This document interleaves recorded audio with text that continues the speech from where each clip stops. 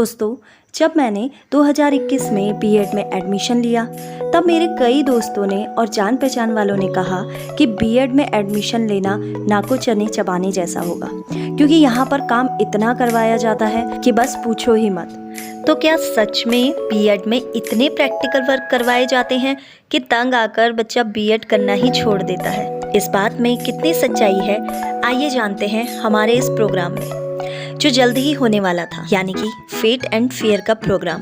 तो चलिए देखते हैं फेट एंड फेयर के प्रोग्राम की हमने कैसे तैयारी करी और उसका क्या रिजल्ट निकलकर हमारे सामने आया। फेट एंड फेयर बीएड की एक ऐसी एक्टिविटी होती है जो कि सभी स्टूडेंट्स मिलजुल कर ग्रुप में करते हैं, यानी सभी स्टूडेंट्स ये काम अपने अपने ग्रुप के साथ मिलजुल कर करते हैं। और इस फेट एंड फेयर के प्रोग्राम में डेकोरेशन करना उतना ही ज़रूरी होता है जितना सामान बेचना।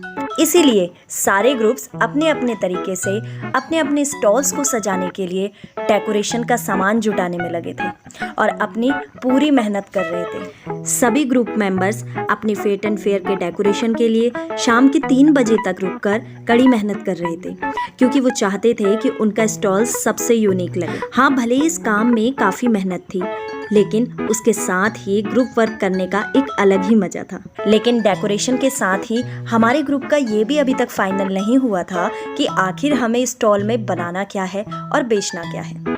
इस समय हमारे लिए अवतार बनकर सामने आए हमारे जूनियर, जिनका नाम है साजिब अली। हमारे ग्रुप मेंबर्स ने अपने लविंग जूनियर के साथ मिलकर अपने फूड आइटम को एक दिन पहले ही तैयार करा। इसमें हमारे जूनियर साजिब अली ने हमारी बहुत हेल्प करी, जैसा कि आप वीडियो में देख ही सकते हैं।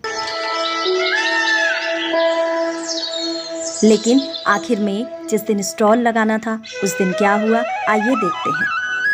फेट एंड फेयर के दिन सभी मेंबर्स टाइम पर पहुंच गए और मैं गुब्बारे फुलाने में अपनी शक्तियों का इस्तेमाल करते हुए, और मेरे साथी प्रशिक्षु तो इतने खुश थे कि बिना डीजे के ही नाचने लग गए। और आगे का नज़ारा देखकर तो आप हैरान ही रह जाएंगे। प्याज काटने की इससे अच्छी टेक्निक आपने आज तक नहीं देखी होगी। क्यों, आ गया ना मज़ा यूनिक स्टाइल को देखकर? तो चलते हैं अदर ग्रुप्स की प्रिपरेशन देखने। सभी लोग जी जान से अपनी प्रिपरेशन कर रहे थे, क्योंकि सभी को अपना स्टॉल यूनिक और सबसे बेस्ट जो बनाना था। और मेरे ग्रुप मेंबर्स के तो खुशी के ठिकाने ही नहीं थे। अलग ही लेवल का एंजॉय कर रहे थे हम। ये सिर्फ काम ही नहीं, एक एंजॉय का साधन भी था, जिसे मैं ही नहीं मेरे बैचमेट्स भी एंजॉय कर रहे थे। काम तो बहुत था, लेकिन साथ साथ इस काम को एंजॉय करने का भी तरीका था। आज समझ में आ गया था कि बीएड को ज्वाइन करना कोई गलती नहीं थी, क्योंकि बीएड सिर्फ आपको काम करना ही नहीं, साथ में काम करना सिखाता है, और ये एक अलग ही फीलिंग होती है। क्योंकि लग तो रहा था कि सारा काम कंप्लीट हो गया, लेकिन जब तक हम स्टॉल से अपने अपने सामान बेचना शुरू ना कर दे, तब तक ऐसा लग रहा था शायद कुछ अधूरा है। और ये जूनियर, इन्होंने तो शायद एंड तक भी हमें ना छोड़ने की कसम खाई थी, और इन्हीं के साथ के कारण ही हमने बहुत अच्छा परफॉर्मेंस दी। इसके लिए आप हमारे बैचमेट्स की रियल वॉइस भी सुन सकते हैं कि उन्होंने अपने स्टॉल के सामान को बेचने के लिए कितनी मेहनत करी थी।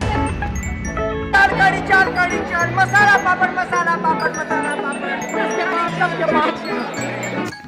सभी लोगों ने स्टॉल में खाने के सामान से लेकर गेम्स तक सभी कुछ एंजॉय करा, क्योंकि स्टॉल में सिर्फ खाने के ही नहीं, गेम्स के भी सामान थे।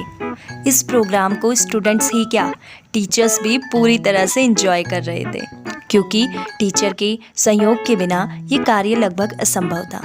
हम लोगों ने भी अपना 100% देने की कोशिश करी, जो शायद मुझे लगता है हमने किया, और सारे स्टूडेंट्स ने इस फेट एंड फेयर को फुली एंजॉय करा। और वो कहावत तो आपने सुनी ही होगी कि अंत भला तो सब भला, और एंड में सब कुछ अच्छा हो गया और सभी काम अच्छे से निपट गए। हमारे काम की खुशी उनके चेहरे पर और हम सभी के चेहरे पर साफ दिखाई दे रही थी। तो दोस्तों, कैसा लगा आपको मेरा ये फेट एंड फेयर का ब्लॉग? मुझे कमेंट करके ज़रूर बताइएगा। तो मिलते हैं नेक्स्ट वीडियो में, तब तक के लिए बाय बाय।